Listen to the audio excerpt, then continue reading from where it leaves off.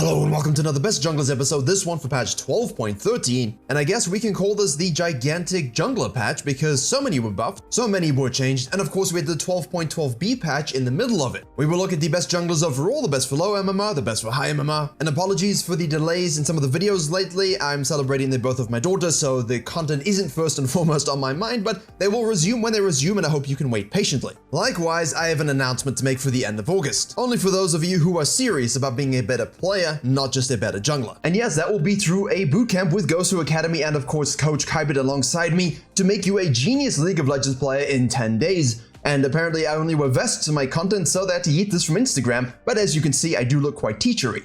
But what shall we be learning and when shall we be learning it? End of August, first week of September, 22nd of August is the first day we shall start. Coach Kybit and myself will take turns giving you master lessons, as well as having VOD review classes and a variety of other jungle coaches and League of Legends lane coaches helping you out every single day. And obviously I'm a jungle EDU YouTuber, so I believe and trust all the videos I put out there, but having a sort of active learning principle behind everything we do is significantly better. You've got the teachers and you've got the coaches overseeing how you're learning and giving you actionable goals to apply those tips to your games. You simply sign up through the site, you get access to the exclusive Discord, and wait and be ready. There are a variety of packages available for you. Basically, for the cost of one coaching session, you're getting about 30 coaching sessions. And obviously, there is VOD review access 100% to everything you need. If you miss a lesson, you will be able to watch it on VODs.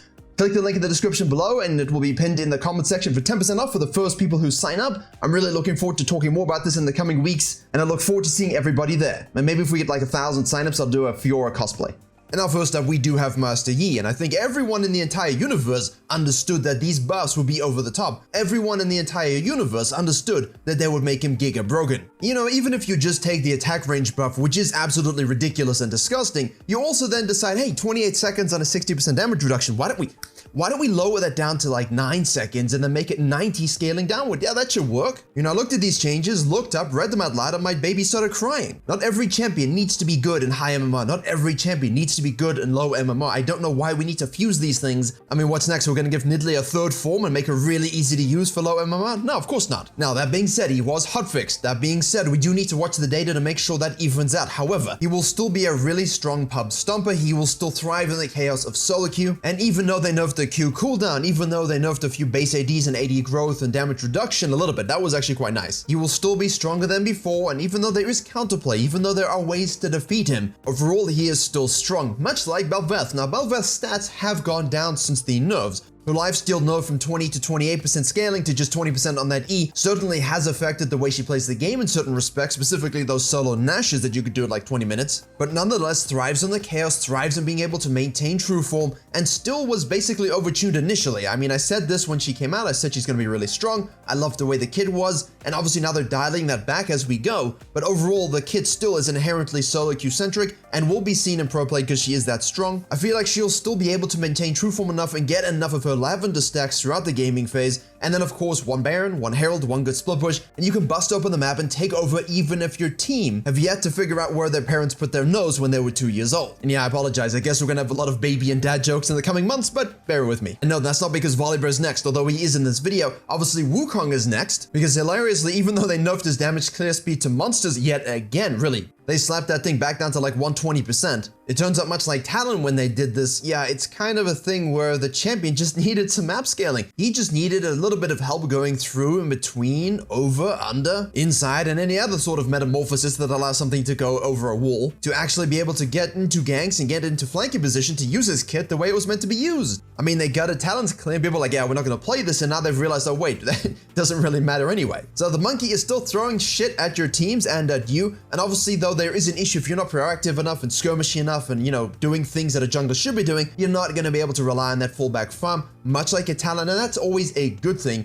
Champions with great mobility, great team fighting, and great gankings shouldn't necessarily have the benefit of being Karthus in the background. Oh yeah, and they kind of did things to Divine Sundra giving base AD, so, you know, he has a bit of base AD, he enjoys scaling with base AD, and obviously the magic penetration and so on passives he doesn't really care about, but the item is still good on him. Likewise is Trinity Force. Following this, we have the Eternal Queen of the Jungle that Riot will continually support, and I'm glad because it's free views on my gameplay channel, Diana Jungle. Naturally, you can still, of course, do your Protobot Zhonya's. Naturally, of course, you can do a Nash's Tooth variation. And obviously, I've been a big publisher and pusher of the Sunfire Nash's Tooth Demonics build, although kind of rushing Balmy's Nash's is the better combination if you have a lead. Really, that is still absolutely juicy. That will still absolutely do everything you need to do. And again, remember, you can still clear very, very well and skirmish very, very well, but you're not going to have the same skirmishing and ganking ability that you have with your Volleybros and your Wukongs. But once you do come online and you do get your items and you do have that lead, well, anything you want to do goes. Now, Kayn is an interesting one. Obviously, with the buff to movement speed on the lethality itemization, Blue Kayn is saying, thank you very much. I needed more mobility. I really struggle in that arena. That E really just sucks. And Ras is going, well, I'm strong anyway. Everyone's running around with melee champions like Bel'Veth and Master Yi, and I can just out-sustain, out-destroy, and out-conquer. And I think I missed an opportunity to say out-conqueror, but I'm not going to re-record it because we want things to be authentic on this channel. Much like the authentic position of Kayn in the meta, because as most Kayn mains know, you will die for the orbs. You will do the right thing for the orbs. And it forces you to think about, guess what? The orbs when you need form as soon as possible. And even though you do farm fast, and that's something we want to sort of develop and focus on, it's not the only thing you do. And that's why being a Kayn main or a Kayn one-trick really is a bit of a way of life, isn't it?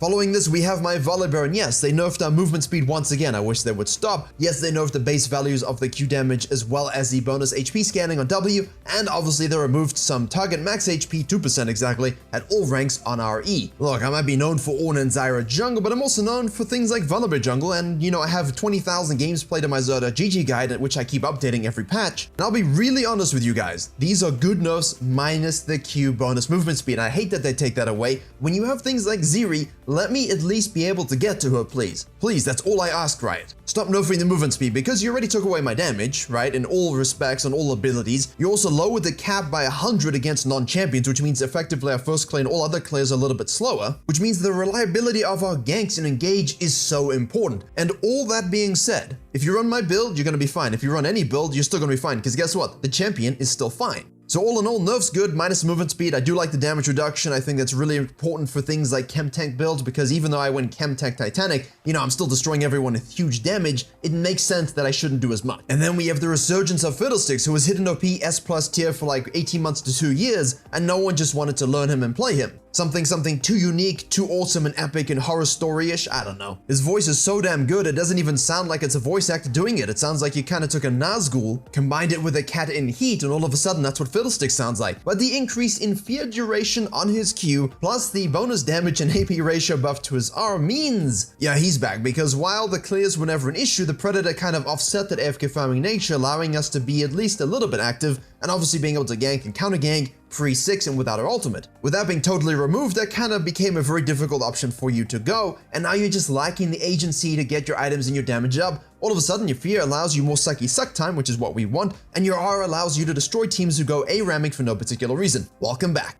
And finally, we have Zac, because why should he go anywhere? I mean, Frostfire, Demonic's Embrace, too much damage, too much CC, too much tankiness. And what's funny is I made a gameplay video talking about why he's borderline broken and strong, why he's an S tier jungler, and no one watched it. No one was interested. Seems no one in solo queue, flux queue, clash queue, pro play queue wants the free wins that come with building something super tanky and super damagey, and someone who has more CC than Misfortune. And as we move on to the A tier page, if you get that joke 200 IQ present for you, we are shifting over to Kindred. Obviously would have been on the S tier page like the last video, but we have Fiddlesticks returning, and I have to acknowledge that. I really think not a lot of people value the ability of Kindred to take 3-4 camps or 1 camp invades and kind of play a super aggressive game plan against farming junglers, against any sort of jungler, and using that snowball potential with marks to get to 4 marks, to push people off of objectives, to really get those 20 to 25 minute wins. Yes, they scale. Yes, they have marks to get into the late game, but you're not getting those marks if you're behind. It's all about playing with a lead or being neutral. Sure, you can get back into games, and I talk about this a lot on the Patreon coaching where I just covered Kindred quite extensively, but Kindred will always reward that Predator pathing, so get to it. Just don't combine it with Alien and avoid having the worst movie ever made in the history of mankind. Or was that Morbin time? I have no idea. Next up, we have Kha'Zix, and Kha'Zix is something that's always been super strong, always been the best assassin in the game, struggling a little bit relative to his previous strength, but if you look at his win rate and you see a good Smurf Kha'Zix in your game and you watch a Gurren play all kinds of different and random builds, and if you happen to have a Kha'Zix that's fed against you with good pathing, good activity, invade, shutting the enemy jungler down, you go, why don't people play this a bit more? And you're kind of asking the same thing with Shyvana. Yeah, she's kind of that hidden OP, no one knows how to play her thing, but stop going this AP build. That's much more difficult to play. It requires you to actually understand the champion and positioning at a different level, but you could just go Frostfire, Sorks, and Demonics and just do Zac things. You just run at people, you survive, burn, and kill them. It's really easy to farm, it's really easy to play around your ultimate, it's really easy to control objectives, it's just really easy. So go do it and win games. But do you know what's not easy? Yeah, that's right, playing Rek'Sai to satisfy win conditions to close games out before you become useless. Although that isn't exactly true, because a good Rek'Sai with a good lead who understands her champion knows exactly how to navigate teamfights, in and out gameplay, fully stacking Fury, and using R for the demolishment of enemy carries that you should use it for. But in terms of 3-quadrant ganking and pressure, using that for invades and not focusing too much on AFK farming, really she's the queen of that, been doing it since February-March 2019, Season 9. There's quality of life and direct buffs that really brought her back into the meta after being useless for a while. So go forth, don't worry too much about the AFK farming, just get yourself ahead, get your laners ahead, and then go destroy enemy junglers and close games out.